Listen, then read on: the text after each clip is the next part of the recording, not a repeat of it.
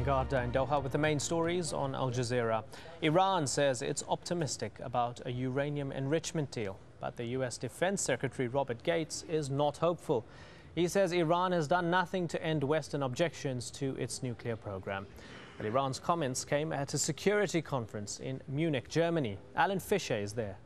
What the West, the Americans, the French, the Germans are saying here in Munich is that if there is to be a deal, if there are discussions, then they have to happen sooner rather than later. And Iran has to show that when it says it's moving towards a deal, it has to show how it's moving and when it's going to get there.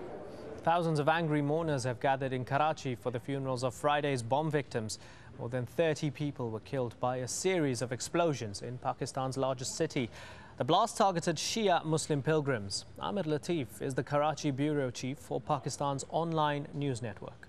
The city is understandably in grip of huge tension, and the city has been virtually divided into ethnic groups and into sectarian groups. So whenever there is a fire, whenever there is a kind of violence, it takes just a little time to spread all over the city and literally and virtually put all business activities and the normal course of life to a standstill. In Nigeria, almost 2 million people are choosing a governor in the state of Anambra, which has suffered years of political upheaval. There's a massive police presence to prevent violence and corruption. The country's president, Umaru Yar'Adua, remains ill and out of the country, which is adding to the unsettled atmosphere there. Yvonne Ndege is in the city of Awka in Anambra. 23,000 police officers have been deployed to this state to guard over the election, and there are also huge concerns about whether the election itself is being handled correctly in terms of its logistics.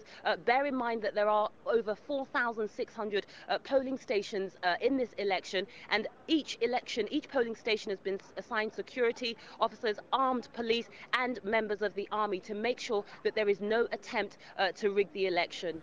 Well, you can find the latest on all those stories and more at aljazeera.net/English.